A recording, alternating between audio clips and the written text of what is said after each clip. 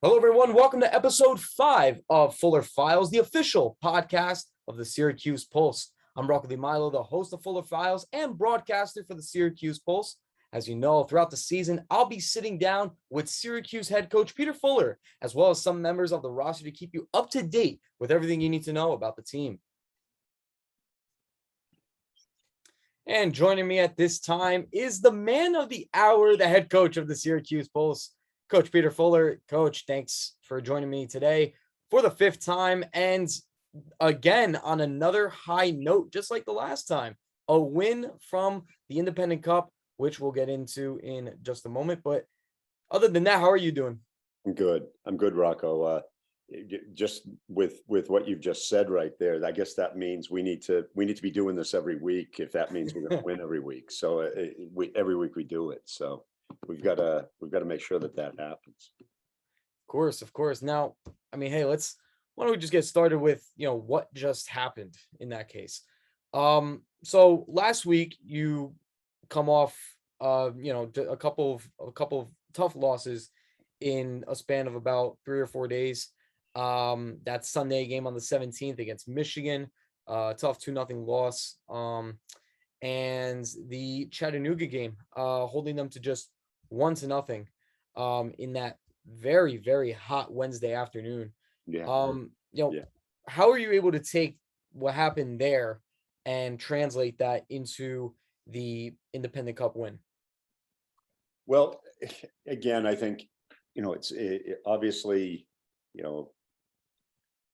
there's a difference in level of competition. There's no question about that. I mean, Michigan and Chat certainly are showing themselves to be two of the top 3 or 4 teams in the league. Play vastly different styles, which I think is one of the things that makes our league and our game a great thing. I mean, you get 2 teams that are doing very, very well, and they're going about their business completely different, and but both getting results, taking points. But I think those 2 games, the Michigan Stars game was disappointing. I felt first half I thought we were the better team, and just couldn't finish our chances. Created plenty, but second half I thought they caused us a lot of problems with direct play and just basically just hammering the thing down our throat and just basically making us deal with it, and we didn't, and we knew that they were going to be very difficult in terms of set pieces. They were. Obviously it was a penalty that was their first goal, and really the goal that changed the game. I think it was 50th minute maybe, when they scored. Again, it changed the game for sure, but it was a series of about 4 straight corners that led to the foul that obviously led to the penalty, and just I mean, they just bullied us, and we couldn't deal with it. And obviously the second goal was 93rd or 94th minute. We're chasing the game, make a bit of a mistake, a big mistake. But again, it's at that point it was we were, our goose was cooked, so to speak. At that point, Chat, it was an interesting game. We decided to sit in against them. I think a lot of people choose to play that way and weren't surprised that we would pick that tactic. What I don't think a lot of people realized was I wasn't real sure how we were going to do it. 1 o'clock start. It was the hottest day of the year up till that point. It was 115 degrees on the turf. And there were a couple of people that wondered whether we should be playing the game or not. So my thought process was, we've got a depleted squad. Caleb was still out on suspension. You had Minjay out with a mild concussion. So you had, we were up against it. And I just felt like let's minimize the damage in the first half, see if we can't catch them out of shape and hit them on the break. And we did. Bruno Rendon created 2 really good chances. I think Juan had a really good one as well. So um, to be fair, it worked quite well. Their their goal came off really good play. Ian Cerro, great through ball onto Taylor Gray, and a fabulous finish at the backside by Alex McGrath, who's an excellent player. So, but got out of there 1-0. Second half, we were like, and it was always our plan to go after them in the second half. Once we tried to deal with the heat, all of that, see how we kind of got through the first half physically. And I'll tell you what, I would say really from 55 minutes on, we were the better team. I think we were really unlucky. Bruno's goal that they called back in the 49th minute clearly was a goal. That's not even in question. You don't think it was offside? I've watched the video Yep. 30 times and it wasn't offside. People are going to say, well, you don't really see him in the clips. If you watch it frame by frame, once Juan picked it up and decided he was going to have a go at the defender and then whip it in behind the center backs, Bruno's further up the pitch than Juan is when Juan picks it up. Mbappe couldn't have gotten there. It was, there's not a chance. So disappointing, but they also had a goal call back in the first half that they could easily have said was onside. I will say this: if you watch that sequence and didn't know anything, you would have said there was an offside on the play, but it was at the beginning of the sequence. I'm not sure that's why the linesman chose to finally put his flag up or not. I don't think it was. So therefore, he's called something offside that wasn't either. So again, look, at referees make mistakes. It's not an easy job. I get it. I understand that. But when you're playing against the best team in the league at home and you're starting to really put them under, and you score a quality goal and they call it back for offsides, it's deflating and disappointing. So, but you get on with it and you do your job. The Independent Cup game that you referred to, obviously we played on Saturday at Utica University against Braveheart SC from New York City. They are a Nisa Nation team. We were concerned going into it. I know every coach says that, but in fairness, we had watched them play one of their prelim games coming to leading up to coming into play us. And I'll be honest with you, Rocco, they looked really, really good. They were excellent against Lansdowne. I thought they were terrific and came to our place. And again, I think sometimes it's the difference between the level of competition that you referred to earlier on that we had been playing against versus the level of competition that they had been playing against. And it clearly showed. I thought we were very poor in the first half. I think lots of reasons for it, but I also think it's the natural tendency. You're playing against a team that's a division down from where we play, and the assumption is you're gonna walk all over them. It doesn't matter as a coach how many times you tell guys. And both Colin and I, my assistant, had gone over ad nauseum. Look, this is not a team to be messed with. We got to go out and play well. And to be fair, we're 2-1 at halftime, and I think that flattered us a little bit. I thought that we gave the ball away to them at some really bad spots where they literally had maybe to make one pass or not even a pass to get to goal. It was disappointing, and I think we voiced our displeasure at halftime. Made one change in the second half. moved Zach Reynolds to the back, played him as the center back on the right side of Morion at the 4. And we brought Minjay on, and played him at the 10. And to be honest, that group with Bruno, Rendon, Caleb Jackson, that was Caleb's first game back from suspension, and Juan Louis, those guys were a handful.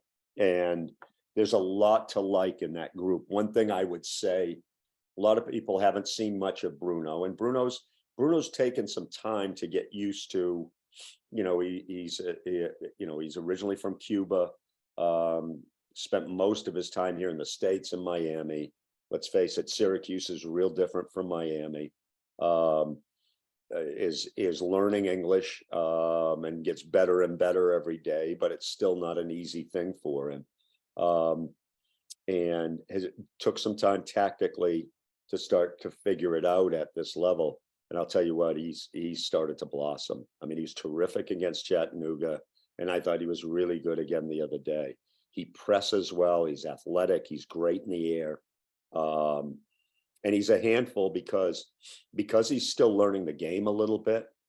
Sometimes he doesn't know what he's going to do, so the defender has not a clue what he's going to do. And I think he's using that right now to his advantage for sure. But those 4 with McKinley, with Alec at the 8, who's been playing great for us, I'll tell you what, they did a heck of a job. And once we got rolling in the second half, obviously they had the red card, I think with about 15 minutes left. I didn't think that made that. I think it was 3-1 already at that point. 3-2 maybe, 4-2 maybe. But again, there was a lot to like in that second half. I was very, very pleased. And I think it's a good springboard into this little break now that we have in preparation for, again, Chattanooga on August 14th.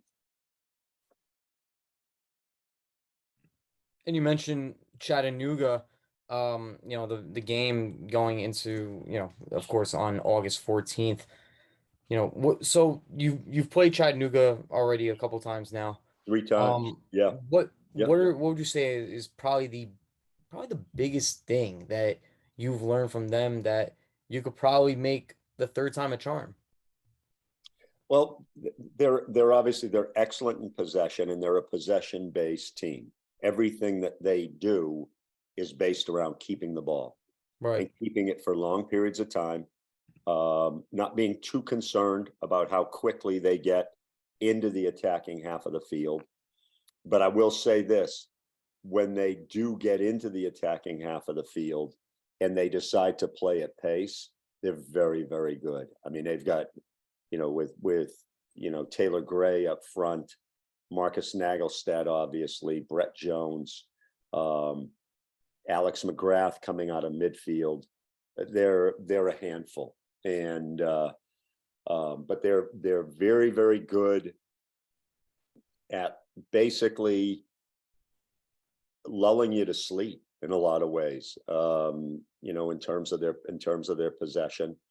But I think where they really hurt you and where they've hurt us is out wide, and on set pieces. Tate Robertson, who plays right back for them, played for me last year when we were there. The boy Stratton at left back, or Travis Ward, if he's healthy enough to be able to play. Those guys, Tate's really good. Tate's like an 8 playing as a 2. We played him at central midfield last year with Chat. Although I do think Rod's found the right place for him. I do think right back is his best spot. But they are the big difference probably with them, Rocco, and a lot of other teams, and I'd even include us in that too. I think we have some other deficiencies, but I think the big difference is they've got 3 guys up front that legitimately can all score in double figures in this league. And that's really hard to come by. You got that, you've really got something. Nags has already scored in double figures. I think Taylor's probably there or almost there. Jonesy hasn't scored as much, but Jonesy keeps you on your toes. And when Brett gets it going, I think they're playing him a little bit out of position. I think he's better suited to play as an 11 rather than a 7. Um, but when he gets it going, he can score in bunches. So, and McGrath coming out of midfield is the wild card for them. But I think, again, I've given you a synopsis of Chattanooga basically, and almost really position by position. Here's what I would say, fairly simple in terms of what do we have to do. We either have to be level or plus in terms of set pieces when we play them. At least keep it level.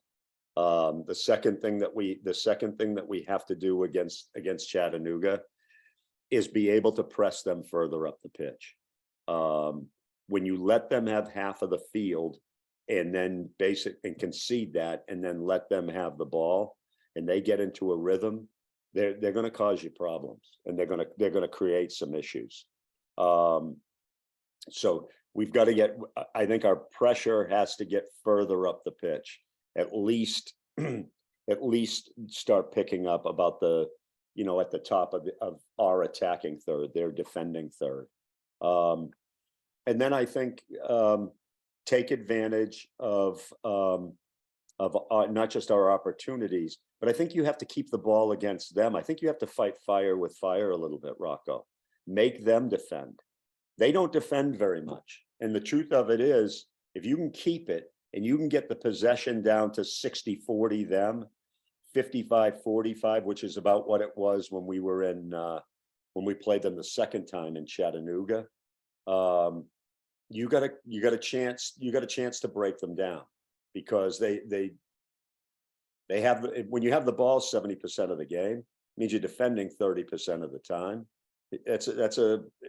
That means you're not spending much time working on your defending. So we've got to be able to keep it against them, and we've got to create chances against them, not just on the break, but off of turning them over further up the pitch, and off of high possession sequences by us. Not 5 or less, but can we keep it 8, 10, 12 passes at times and create a chance to score goals from that? If we can do that, we got a chance to win against them. And wouldn't that be something for your club to beat a second team that's, not your main rival, Flower City, which has, of course, been one of the biggest topics of conversation Of course. since the last win, just about a month ago. But Yes. I want to talk a little bit about the team's improvement. Obviously there've been a lot of hurdles, if you will, coming into the season as you've described them. Considering how the team was put together in less than 2 weeks, and even Philip and myself talk about it sometimes on the air, and how it really translates to what we've seen thus far on the field. But every week when I talk to you, you really do seem very confident. And not even when you talk to me, even when you talk to myself, Philip after the game, along with Jaden on the sideline during the halftime and post game. Tell me, I mean, we talk about improvements. Let me ask about some improvements that you've seen from the squad, considering all of the challenges that have been faced coming into the league for the first time this year. You talk about the set pieces, how I've been trying to work on them little by little each time around during training. The improvements of guys like McKinley, Bruno Rendon, and Zach Reynolds, who, of course, Bruno Rendon and Zach Reynolds are kind of starting to get themselves some starts as of late. Absolutely. And playing very well, by the way. Yeah, for sure. And I could see it even from Bruno, especially considering his where he's listed. He's listed as a defender, but you've been playing him up top, and that it hasn't really been bad for him. It really hasn't from our perspective, up in the booth. Right. So I just want to ask, what's next going forward? You have 10 games left in the season. Yes. What's next going for you for forward for you guys, excuse me. And what are Sure. some things that you're still trying to brush up? Right. The I think still trying to find a little bit of an attacking identity. Obviously we're playing Bruno up front as a nine. We played what you saw the first probably 20 minutes or 25 minutes of the second half in the Independent Cup final has kind of piqued my interest a little bit, with Bruno at the nine, Juan at the seven, Caleb at the 11, McKinley and Minjay McKinley at the eight. But when we go forward, McKinley, when he plays there, will end up a lot as a 10. Those five guys are a handful. And I'll tell you what they're a handful in, Rocco. Not worrying so much. Again, the attacking part, I think, is going to come. I really believe that. I'm not sure we have a natural goal scorer. So when I say the attacking part's going to come, I think from the standpoint of creating chances, one of the popular stats now is XGs, expected goals. I see that. I see him. I would project that we'll be better in that category. Now, whether that translates into goals, we don't have a Nagelstat. I mean, and so you're hoping somebody shows himself to be able to score. But what I mean more with that group, I think we can really get after people in terms of the press. All of those guys are really good on the press. They're athletic. They're tenacious. Minjay, he's unrelenting when he starts coming after guys when he presses. McKinley's the same way. I mean, he has shown himself to be really good in the press, and he's done really, really well with that. So I think going forward, I think you're going to see a team that's a little bit more dynamic, a team that's more athletic. And the key thing is defensively at the back. Can we obviously Kafari's been out with an injury, but played very well, I thought, in the 20 minutes he played the other day against Braveheart. So and Mike is an important piece. He's an older player who's an experienced player, and when he's playing well, really kind of sets the table back there for us. But Evan Waldrop's done a heck of a job at the six, and Evan's quietly had a great year for us in a difficult situation, but he's been really good.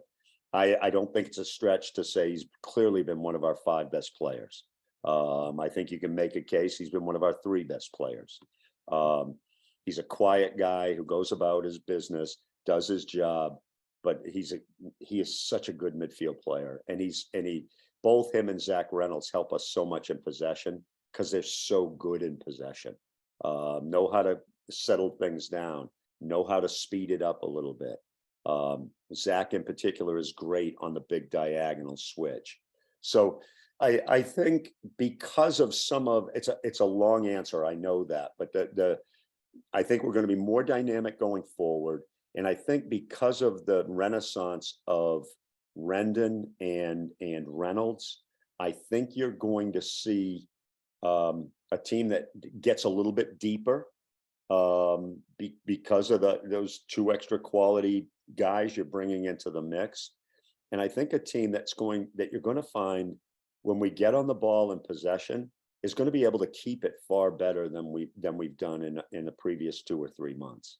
I think we'll become much better in that particular area. All right. And that definitely, sets a good tone of explanation, considering, like I mentioned, how this team, and something, of course, this is something you've stressed before, this team has been, kind of put together, kind of in a rush, if you will. Mhm. I'm sure you could Yeah, agree. yeah. But I love one thing that I love is the way you're going about it. You're trying to maintain as positive about it as possible. Yes. And one of the things that Caleb Jackson told Philip and I during the halftime, during the Chattanooga game, was how family oriented you are. And I feel like that, that's kind of shining in your explanation, considering, the amount of faith that you still have in these guys. Um, Mhm. considering that, like you mentioned, you don't have a Nagelstad. Yeah. Um, but that I feel that I feel that the players are really benefiting off of that, considering, how things have kind of just been going so far. They're not worried too much about the past. It really does show in their personalities that they're just trying to get better as a group every single Mhm. day. And you have that culture. I think later on it'll translate to future success for sure. I agree. Um, it's interesting. I talked to an agent today about one of our players, and we were just talking. And the one point he made with me is he said, You're the first guy that's really shown faith in him." Um, and it's one of our better players. And he said I feel like he's really starting to blossom. And I don't say that you know to pat myself on the back. It's just my nature. It's what I believe about the game. And I think one of the things that helped me a lot, Rocco, was working at Philadelphia and working in the academy. I had the 18s while I was there. And we had some good players come through. You had, Derek Jones, you had Mark McKenzie, you had Brendan Aronson, you had Matt Rial, Anthony Fontana, Austin Trusty. So you had some good players, and but in a number of those instances, there were at least two or three of them that when we sat down at the end of the year, we we contemplated whether to keep them or whether to let them to release them. And I say that only to say, not to say that myself or our staff are geniuses or we're geniuses or anything like that. I say it that sometimes what a guy needs is a chance, and he needs somebody to believe in them, and somebody to work with them. One of the things I felt with this group, I I haven't done enough of, um, and the guys might not necessarily agree with this, but one of the things I don't think I've done enough of is being able to do a lot of individual things in terms of teaching, which I do feel like for me is one of my strengths as a coach. And a lot of that is I'm wearing multiple hats. Um, Fortunately, I've got great help. Colin Falvey and Nick Kalo have been terrific assistant coaches. Last 2 weeks with some of the background things that we've had, behind the scenes things that we've had going on. I mean, there have been days where I've been out at training and I might be able to watch maybe 20 minutes on the phone the rest of the time or whatever, which I absolutely hate, but it has to be done because part of my job is a front office job, not just an on-field job. So, but I do think players, when you show trust and you show belief in them, and they have to earn it too, Rocco. I've had conversations with guys more than once this year where I've told guys, I just don't trust you. You're going to have to earn my trust. You earn your trust when you show up every day to train, and the bottom line is you prove to me that you deserve a chance. So it's not like, you know, I'm I'm not the easiest guy to deal with.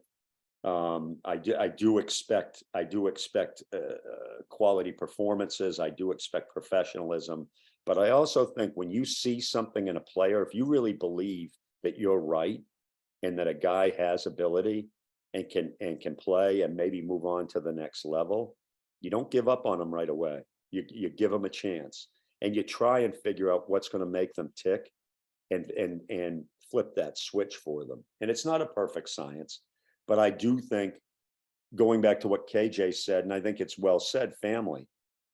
We have these guys out. I bet we've had them to the house probably 10 or 12 times this year. Do most of our pregame meals here. My wife Kathy cooks for us.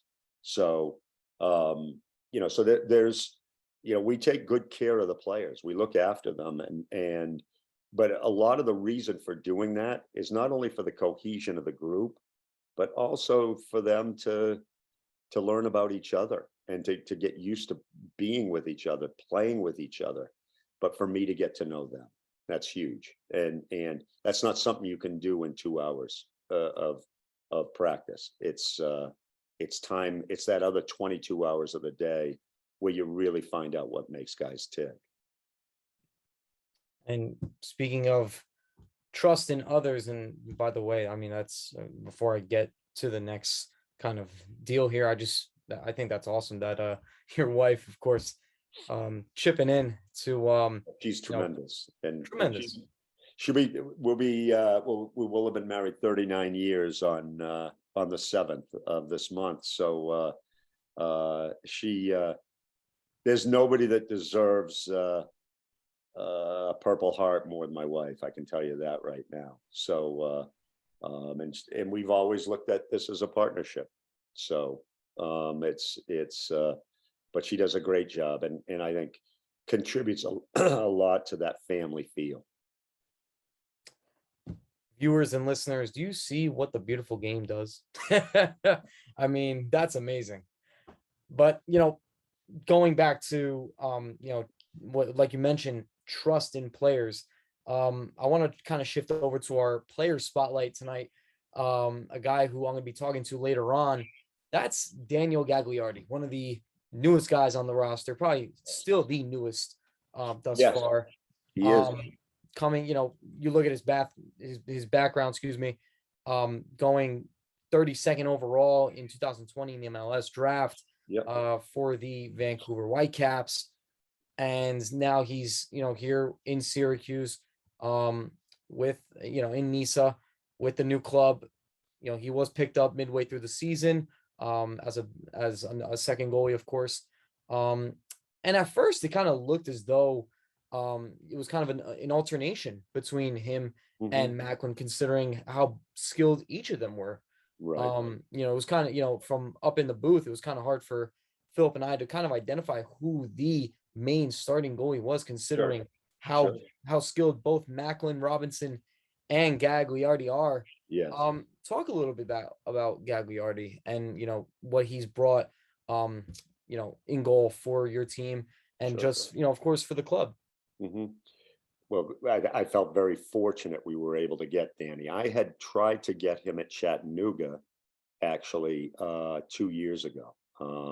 Just didn't work. Obviously you've given a little bit of his resume. Was at FIU, was very, very good. Had a great senior year there. Drafted by the Whitecaps. One of my former players and close friend is the goalkeeping coach at Seattle, Tommy Dutra. And, Tom had seen him, had been in a combine situation where they had looked at him and he said, he's quality. He's very, very good. Once you get somebody in to your, into your group, you begin to see the good, the bad, and the ugly. Danny's there's not much bad and ugly with Danny. Danny's a quality goalkeeper. He's a great guy. Really cares about the group. Has been unbelievably willing to help out with the club, understanding what we've been through and everything else. He's just he's a really good pro, and both him and Macklin have handled the situation very, very well. I think we're fortunate. You've got two guys who have extensive experience. In Macklin's case, in the USL Championship, Danny with Tulsa last year, a little bit younger than Mac. but they're both, they've been really good pros. I felt like we've had two good goalkeepers, and I felt like, you know, alternating them for a period of time this year was the best way to go about it. And I've never done that before, Rocco, by the way. So I'm a big believer. You get your guy, you stick with him. You know, the number two probably is going to be upset that he's not playing and he's not the number one, but you don't mess with that. It's actually worked out pretty well for us. And obviously if one of them starts playing out of their mind, they'll play. And I'll have the difficult conversation with the other. But right now they're both doing a good job for us. But I don't feel like right now either one of them has necessarily separated themselves from the other. So that's kind of where we're at. Danny's an excellent shot stopper. Has quality distribution in terms of both throwing as well as his kicking. Both are competent in possession. I think probably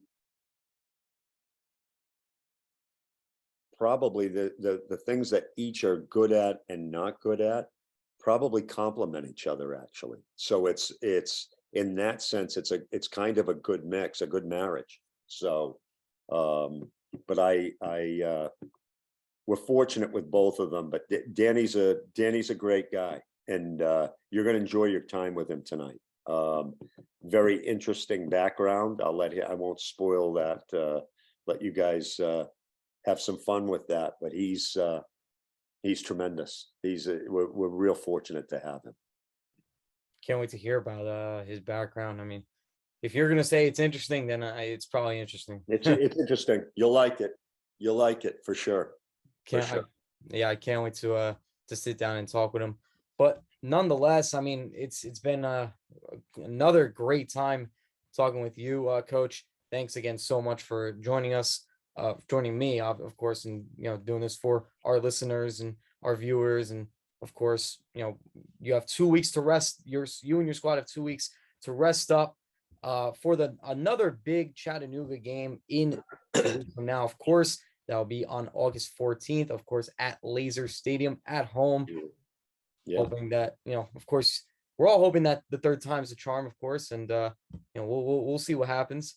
But nonetheless, yes, of course. Hey man, thank you so much. Always a pleasure again, and we'll see you next time. Absolutely. Listen, thank you and your staff. I appreciate so much. You guys do a heck of a job. So kudos to you guys. Well done. We appreciate it, and we do it for the love. That's obvious. I know that. I know that. I know that for sure. For sure. Listen, take care and look forward to seeing you again. Have fun with Dan. Thank you. Of course. Yeah, we're gonna have fun. Take care. Bye-bye. Take care. Bye. Welcome back to Fuller Files, and we just finished speaking to Coach Peter Fuller of the Syracuse Pulse, and right now we're moving on to our player spotlight of the episode. This time we are bringing on goalkeeper Danny Gagliardi. Danny, thank you so much for joining me, and how you doing today? Doing great. Great to be here. Danny, so you're one of the newest members of the team, coming in as the second goalkeeper, if you will, on the list. But it's more of a neck and neck matchup between you and Macklin Robinson, which we'll get to in a moment. But nonetheless, why don't you just start off by telling us about yourself and how you made it here to Syracuse? So actually an interesting story. So me and Fuller got in contact 2020. He was looking for a goalkeeper back in Chat, and I had just been released from Vancouver. So we were looking, somehow we got into contact. I believe he got my name from a Seattle scout, and my goalie coach got in contact with him and gave me his name. And he was interested, and the only reason I didn't sign is I ended up signing with Inter Miami's second team, Inter Miami 2. That was for Florida at the time. But then this season, I was kind of bouncing around, didn't have a team. I was training with Miami FC for most of the season. And then Miami FC played Inter Miami, and I went to the game. I went to all their home games and helped them do warm-ups and stuff. And after the game, I ran into my old coach from Inter Miami, and him and I were talking. He goes, "Oh, I know a team that's looking for a goalkeeper." And he couldn't remember the team. And he goes, "Oh, it's Syracuse Pulse with Peter Fuller's a coach." And then he reached out to Peter, and then we got in contact, and that's how I ended up here. All right. And, you mentioned, you were drafted, for those who don't know, you were drafted 32nd overall in the MLS Super Draft back in 2020 by the Vancouver Whitecaps. Tell me what that experience was like as a young goalkeeper coming out of college, and how do you think that you were able to bring that experience throughout your career to this day? No, it was definitely an amazing experience. I mean, going to college, the end goal is always to end up in the pros, to the draft, or however it be. So college finished, and we started doing the combines and everything. And then the day before, the week leading up to the draft, started getting ideas of where I was going to go. It was an amazing experience to play at that level and experience it, what it's like, the level, the environment, the people, the culture. It was great, and definitely something I learned a lot from, and used it moving forward. And the goal is always to get back there. And I know Mike has played MLS, and a few other guys have played at a higher level. And it's just understanding that the knowledge we got from that, and helping the guys out, whether it's work rate, tactical, and everything, just using the knowledge that we've learned from the past, and gaining the knowledge we learned from the past game, and using it now and helping teach everyone else. And that's not to say that I'm not learning from the other guys as well, but it's just the intensity, the speed of play, the level is way different as you move up the levels. All right. And, talk about just your way to, I mean, of course, of course, you told me you got in touch with the scout from Seattle that you knew very well, who then put you in touch with Coach Peter Fuller. But I was talking to Peter Fuller, and he told me that he had quite an interesting background in your soccer career as a whole. What are some things about your soccer career from the past, whether it be at the time getting scouted by Vancouver, days playing in college, or any club level? What are some interesting things that Coach Peter Fuller might have been talking about? So I grew up in Miami. My family is Brazilian. I'm first generation born. So soccer is part of our culture in Brazil. So it's always a big part of my family. So I grew up in a town called Plantation, Florida, which is actually just north of Miami. And we had a very good team for the club, the size of the club we played in. And academy wasn't really a big thing growing up until like I started getting into like my senior year and everything. And my senior year, so from my team at Plantation, we have 5 players playing in the pro, which and here in the U.S., which is massive for one single age group in a club. And then from Plantation, I went to Kendall Academy. I played 1 year at Kendall Academy. From Kendall Academy, I was scouted to go. I went on trial in Montreal Impact for their second team, which was Impact FC, I think it was called. And it was between going to college or playing an extra year of academy. In hindsight, probably should have played an extra year of academy, but I ended up going to college. I redshirted my first year in college. Didn't play a minute, redshirted. And then I went the next 4 years at FIU, which is a very interesting thing because keepers are usually an interesting role, and because usually only one plays. And I played very rotational my entire career. Like my first year I played 6 games, and then I played 2, and then I played 5, and then I started every game my senior year, which is unique because usually goalkeeping is usually have one starter. And goalkeepers who usually get drafted usually or like 4-year, 3-year, 2-year starters. I only had 1 year of being like an all out starter. And I learned a lot from that, to be honest, because goalkeeping is a very unforgiving position. And like I said, usually doesn't rotate. So just the mental aspect of it, I learned so much, and the fight to try and always get that. You because as a goalkeeper, you're always trying to push the other keeper next to you, but at the same time, you're trying to take that spot, which is it's a unique, and there's like it's called the goalkeeper union. Like we all have that bond, and we all have that understanding, but it's a unique thing where it's like you're truly pushing that other person to the limits, but you're also trying to take their spot. So during college, I also played for like a few PDL teams. I played for Des Moines Menace, which is a top PDL team. 1 year, I played for Montverde, IMG. But then senior year, my team had a very, very good senior year. My senior year, FIU had a great season. We were top 25 for most of the year. And then we, after that, got invited to a few combines. I went to Red Bulls. The Red Bull Combine, we played. They pretty much invited like the players they were looking at and interested in. Did very well there. They were actually told my FIU coach they were going to draft me. And I went to the Midwestern Combine. And then so me and two other teammates, so 3 of us ended up getting drafted in 2020, which was a phenomenal thing for the school and everything. We were all very happy. And it was a great experience. And then background, so Fuller and I actually like intertwined our careers multiple times and never realized it. So when I was playing my senior year at Kendall Academy, we played Fuller in academy playoffs when he was at Philadelphia Union, and my team won 3-2. And then after my freshman year of college, my plantation team made a U19 state cup team, and we played Fuller when he was at FC Florida. We played Fuller in the final, and he was coaching FC Florida. And so we didn't realize this until now. And then one of my teammates in college, like Fuller was like his mentor. Like he coached him at Philly Academy. His name's Mo Conde. He coached him at Philly Academy, and then like he looked up to Fuller a lot and always talked about him. And then so when I got in contact with Fuller, it was actually just a funny thing. Like it's like, wow, the world's so small. But yeah, it's definitely an interesting thing. And during that time, like during my time, I also went to Brazil to play for a little bit when I was 16, 17. I also went to Germany and did some trials there when I was younger. So I've been around a few places. I mean, now I see what he meant, because he didn't want to. When I was talking to him, he didn't want to tell me what he.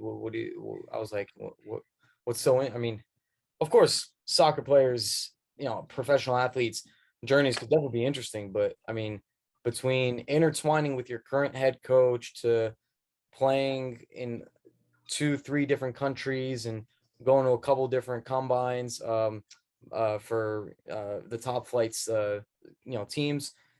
I mean, it's safe to say that you've definitely been around. You definitely, have made numerous connections and got your name out there a lot of times for sure. But you were talking about just now the goalkeeping union. That you mentioned regarding how you're playing, you're pushing your other goalkeeper, yet at the same time you're trying to take his spot. Now, when you come to Syracuse, and you see how Macklin Robinson. Our first reactions, myself and Philip in the booth, were definitely, your skill and, how that would match up to Macklin's, because both you guys at the end of the day are 2 very skilled goalkeepers for sure. And it was one of those things where, it's kind of hard to point out who's going to be the number 1 here. So talk about your relationship with Macklin, on and off the pitch, and how you guys, kind of connect, and how did you connect when you made your way to Syracuse? No, I think we have a great relationship. Like Fuller says all the time, he's been blessed with 2 great keepers, and it gets frustrating at times because, like we said, like you're not going to switch keepers at halftime or anything like that. Whoever keeper is playing is going to play the game, and it can be frustrating because you look at most teams around, they have 1 keeper, and they're not switching unless one's doing really bad or this and that, but we're kind of rotating, and that can be frustrating. But it's one of the things that we can only control.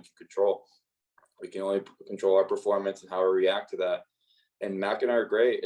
It can be tough at times not having a goalie coach, but Mac has been great with that. He took an initiative and run trainings, this and that. Him and I push each other. It's not there's no bad blood between us or anything. It's because we understand the role, we understand the position, and we understand it. Like, here, we're here to push each other, make each other better. Like, we're constantly helping each other out and training. Oh, maybe your positioning was too inside on that one. You're too high, too deep, stuff like that. Like, it's all about helping each other. And the thing is, like I said, we both understand it. And it's goalkeeper is a very unforgiving position because, like I said, only one of us is going to play, and we understand that. And we've been rotating here and there, and who knows if that's going to continue or not. But we're going to keep fighting regardless. That's just the nature of the sport. All right. And now, we have your relationship with Macklin, the only other guy in your position. Now let's talk about, signing day for the Pulse. You sign the contract and you meet everyone else on the roster. What was that feeling like? And, what were your first impressions on the city of Syracuse and the club and the movement of bringing professional soccer back to the Salt City for the first time in quite a while? So that was an interesting experience because when I had reached out to Fuller, or the Inter Miami coach reached out to Fuller, it took him like 2 weeks to get back to me. He actually called me when I was in Italy. Were you playing in Italy? No, I went there to get some in the process of getting my Italian passport. Okay. In the process of getting my Italian passport, I was doing some paperwork there. I had to go there to do paperwork. And I had spoken to another coach, a previous coach, who was coaching USL League 2 side, One Knox. And I'd spoken to him about playing the summer there and playing the USL League 2 season there. And he was like, yeah, no, we'd love to have you, older guy, experience, help out with the culture and everything. And it was great. He actually sent me the paperwork. I was in Italy filling out the paperwork when Fuller called me. And the one thing I told the coach, and he's like, is there anything that would keep you from coming? I'm like, the one thing that would keep me from coming is if a professional team came calling. And here, behold, I'm signing the paperwork and Fuller's called me. So I was just happy to having a team again, because it was a rough few months from trials, bouncing around, just training with Miami FC, like getting a team where I can get games. I was thrilled. So I got back. So Foles and I talked and we agreed. I'm like, no, I'm in. Like, I need to go. I need to get games. I need to play. I'm in. So I got back from Italy. The next day I packed up all my stuff. The following day I drove up from Miami. So 20-hour drive. I took a stop in DC.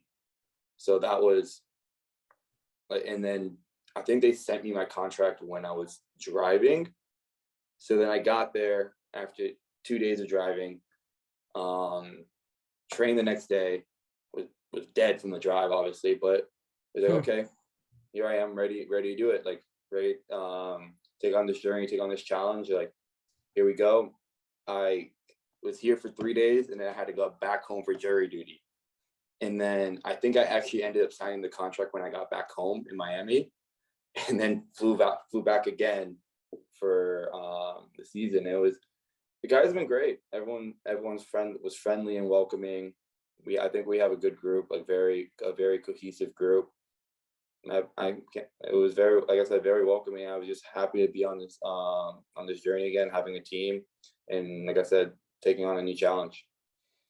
All right. And what about the connection with the rest of the roster? How has that been? It's been good. It's been good. Like, yeah, like I think, like I said, I think the cohesion of the group is very good. Like, on and off the field, everyone's constantly doing things. We have in the group chat, groups people like, hey, we're gonna go do this, we're gonna go do that, constantly. Like, we had, so me, obviously not here anymore. Me and Johnny used to always like be the ones that after training go straight to the gym, and we're always like go get coffee or something like that. He's not here, but obviously every team's gonna have the groups like who hanged out with who and whatnot. But I think for the most part, we have a good amount of people who bounce around, do things with everyone, which is good. We have a lot of team bonding and stuff, and it's great that we all live so close together, that we're able to do it and everything. All right. And what would you say your goals are for your team and for your career here on out? For the team, I want to help us win. I want to do everything I can in my power to win it for us, to win games and championships. For my career, I want to try. I need to get back up to the highest level possible that's possible for me within my capability. Whether that's MLS, that's USL, that's elsewhere, I don't know. Time will tell. Time will see that. My goal is to keep playing. I want to get back up to the highest level I possibly can and compete for championships. That's my goal, and that's always going to be my goal. No matter where I'm at, I'm always going to be striving for more. If I'm in MLS, okay, can I move somewhere else? If I'm in championship, okay, can I get up to USL? Can I get up to? If I'm in USL championship, oh, can I get up to MLS? If I'm in MLS, okay, first division USA soccer. Can I win championships here? Go from there. Okay, doing well. Can I move on to the next level? It's all. I'm a big person, like never being satisfied in terms of like, okay, I've reached my goal. What's the next one? Can I keep pushing? Can I go on to the next one? And that's how I see my career. And things haven't worked in my favor, and things haven't gone the way they were planned. But still young, still have plenty of time, a lot of time to work, and see where life takes me. Danny, I wish you luck, and I just hope that hearing your story, I really hope you just continue to reach for the stars. Appreciate it. Really appreciate it. Pleasure being Danny, here. yeah, thank you so much for joining me today. Thanks for Always. hopping on, and thanks again, and just good luck the rest of the way. All right, appreciate it. Thank you very much. Have a good one. Thanks, man. You too. Take care. Later. Bye. And that's all for this episode, folks. Thanks so much for tuning into our 5th presentation of Fuller Files. Join us next time, and be sure to tune into 11sports.com to catch all the Syracuse Pulse action. Follow the team on all social platforms using this username at Syracuse Pulse, and we'll see you next time on Fuller Files.